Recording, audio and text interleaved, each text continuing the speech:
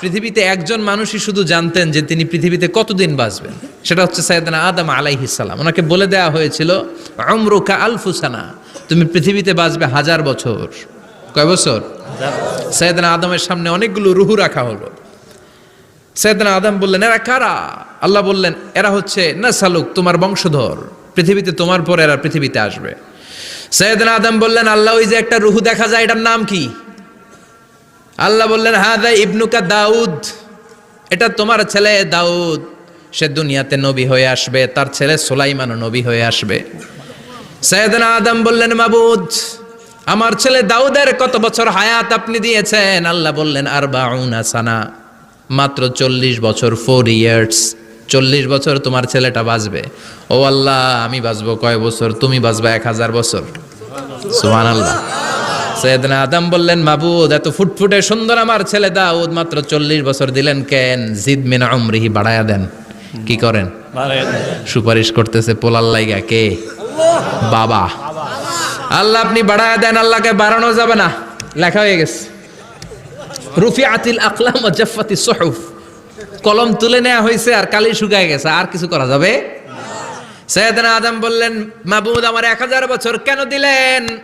আমার এই সুন্দর ফুটফুটে ছেলেটারে মাত্র শুধুমাত্র 40 বছর কেন দিলেন? ও মাবুদ, আমার 1000 বছরের দরকার নাই, আমার 1000 বছর থেকে 60 বছর আমি আমার ছেলেরে দিয়ে দিলাম।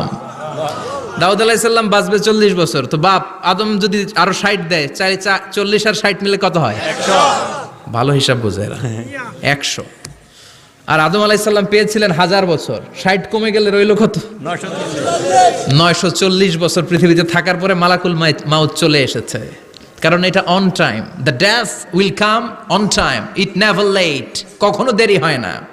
আল্লাহ বললেন, লিকুল্লি উম্মাতিন আজালুন ফাইযা জাআ আজালুহুম লা ইস্তাখিরুনা সাআতান ওয়া লা ইস্তাকদিমুন। মৃত্যুর একটা নির্ধারিত সময় আমি বেঁধে দিয়েছি, অন টাইম, অন টাইমেই চলে আসে, 1 সেকেন্ড আগেও আসবে না, 1 সেকেন্ড পরেও আসবে না। 940 বছর বয়সে মালাকুল মাউত এসে হাজির, এসে বলল, জিইতু আন আকবাদা রূহাক, রূহ কবজ করতে আসছি।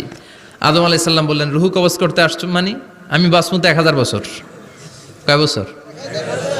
মালাকুল মাউত বললেন, না না, ওই যে আগের কথা স্মরণ করেন, আপনি 60 বছর দিয়ে দিয়েছিলেন। কয় না, আমি দেই নাই, আমি আরো বাঁচুম, আরো 60 বছর পাওনা আছি, আমি দেই নাই। মালাকুল মাউত বললেন, আপনি দিয়েছেন। আদম বলে, দেই নাই। মালাকুল মাউত বলে, আল্লাহ ঘটনা দেখেন, দিয়া কয় দেই নাই। আল্লাহ কয়, থাক, কথা কইস না, আয়া পড়। সুবহানাল্লাহ পড়েন। নাসিয়া আদম ফানাসিয়া বানু, ভুলে গেছেন উনি। আমরা ভুলে যাই, আমরা খেয়ে বলছি খাই নাই, নিছিলাম পকেটে, কয় নেই নাই। এরকম ডাকাইত আছে না নাই?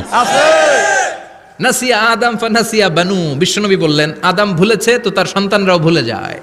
জাহাদা আদম ফাজাহাদা যুররিয়াতু, আদম অস্বীকার করেছে, তার সন্তানরাও অস্বীকার করে। সেদিন থেকে আল কিতাব ওয়া শুহুদ, মানে লিখে রাখার সিস্টেম আর সাক্ষীর সিস্টেম চালু হয়েছে। সুবহানাল্লাহ পড়েন। সুবহানাল্লাহ।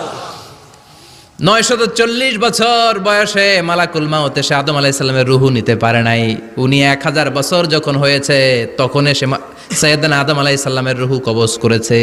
যেই দিন পৃথিবীর প্রথম মানব, প্রথম নবীর রূহ মালাকুল মাউত দুনিয়া এসে কবজ করেছে, ওই দিনটাও ছিল জুমাবার। সুবহানাল্লাহ, আল্লাহু আকবার। আবার বিশ্বনবী বললেন, লা তাকুমুস সাআহ ইল্লা ফি ইয়াউমিল জুমআহ ইযা যুলজিলাতিল আরদু জিলজালাহা ওয়া আখরাজাতিল আরদু আসকালাহা ইযা রুজ্জাতিল আরদু রাজ্জান ওয়া বুসাতিল জিবালু বাসসা। কিয়ামতের দিন পৃথিবীটাকে একটা প্রকম্পন দিয়ে কাঁপিয়ে দিবে কে? আল্লাহ। মারাত্মক একটা ঝাঁকুনি দিবে আল্লাহ, পুরো পৃথিবীটা কেঁপে ভেঙে চুরে খান খান হয়ে যাবে। এই ঝাঁকুনি আর আর্থকোয়েক, ভূমিকম্প এর ঘটনাটা যেদিন ঘটবে ওই দিনটাও হচ্ছে জুমার দিন। চিৎকার করে পড়েন সুবহানাল্লাহ।